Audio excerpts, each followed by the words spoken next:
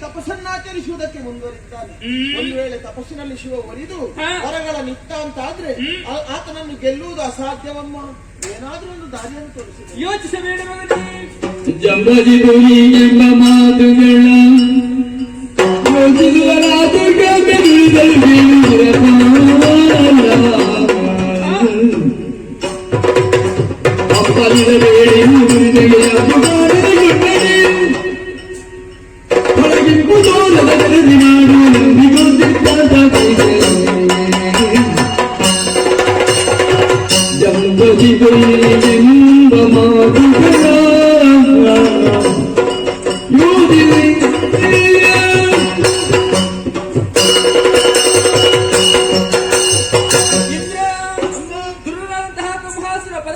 ಮೆಚ್ಚಿಸುವುದಕ್ಕೆ ಮುಂದುವರಿಯುತ್ತಾ ಇದ್ದಾನೆ.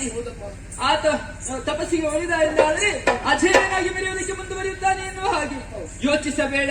ಆತನಿಗೆ ಪರಶಿವ ಒಲಿದರು ಅವನಿಗೆ ಇಂಬು ಕಾಣದ ರೀತಿಯಲ್ಲಿ ನಾನು ಮಾಡುತ್ತೇನೆ. ನಿರ್ಭೀತನಾಗಿರು, ನಿರ್ಭೀತನಾಗಿರು.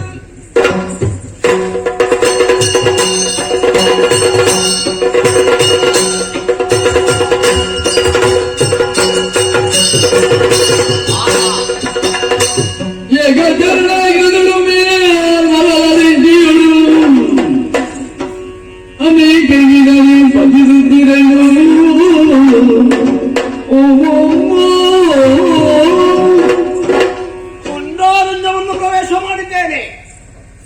ನಿಂದು ಶುಚಿರ್ಭೂತನಾಗಿ ಆಯಿತು. ಅನನ್ಯ ಭಕ್ತಿಯಿಂದ ಪರಮೇಶ್ವರನನ್ನು ಧ್ಯಾನಿಸಬೇಕಲ್ಲ. ಸುಸ್ಥಳವನ್ನು ಆರಿಸಿದ್ದೇನೆ. ತಪಸ್ಸು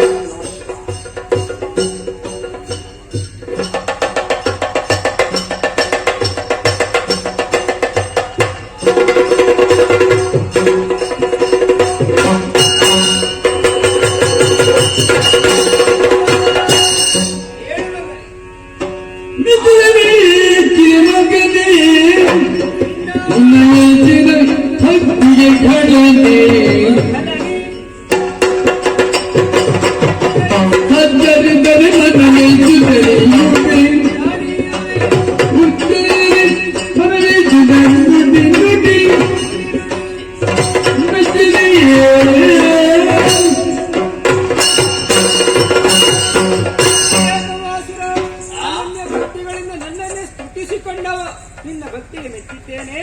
ಮಹಾದೇವ ದೇವರಾದಂತಹ ನಾನು ಜಯಗಳಿಗೂ ಬಂದಿದ್ದೇನೆ. ನಿನ್ನ ಮನದ ವಾರ್ತೆಯಲ್ಲಿ ಹೇಳಪ್ಪ, ಈಡೇರಿಸಿಕೊಡ್ತೇನೆ.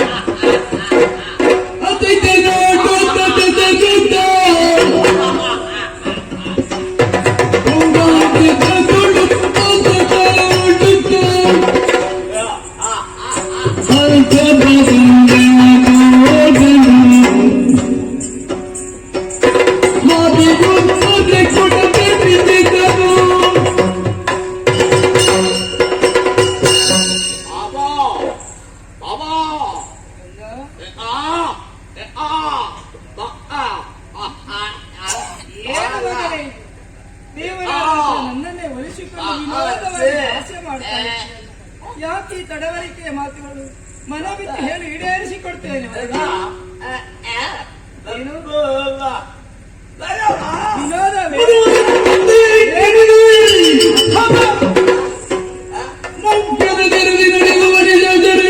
ನಟಿಸುವೆಯ?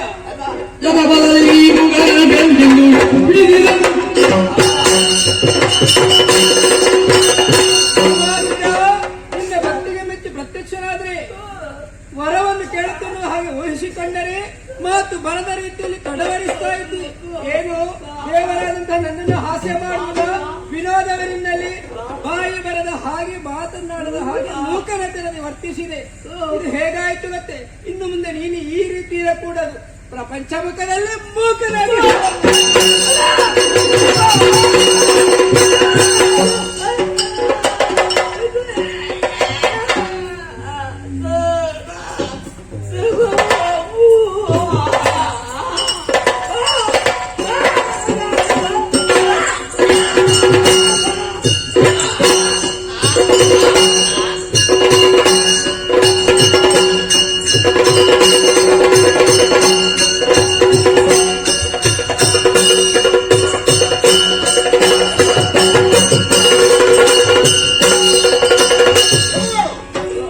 ಬರ್ತಾ ಇದ್ದೇವೆ, ಬನ್ನಿ ಹೀಗೆ.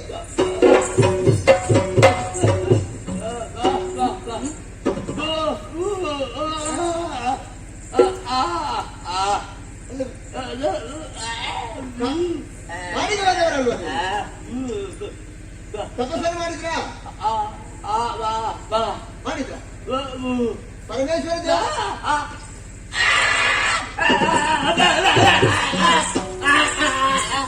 ಏನಾಯ್ತು ಅಂತ ಈಗ? ಅಲ್ಲ, ಹೋಗುವಾಗ ಮಾತು ಬರ್ತಾ ಇದ್ದದ್ದು, ಈಗೇನಾಯ್ತು?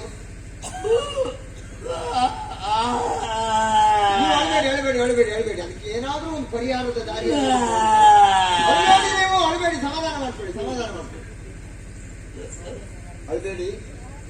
ಅಳಬೇಡಿ ನೀವು, ಅದಕ್ಕೆ ಏನಾದ್ರೂ ಒಂದು ಪರಿಹಾರದ ಮಾರ್ಗ ಹುಡುಕು. ನಮ್ಮ ಪ್ರಭುಗಳ ಮಾತು ಬರುವಾಗ ಯಾರಾದ್ರೂ ಮಾಡುವವರಿದ್ರೆ ಒಮ್ಮೆ ಬರಲಿ, ಅವ್ರು ಕೇಳಿದ್ದನ್ನ ಕೊಡಲಾಗುವುದು. ಯಾರಾದ್ರೂ ಇದ್ರೆ ಬರಲಿ ಒಮ್ಮೆ ನೋಡುವ.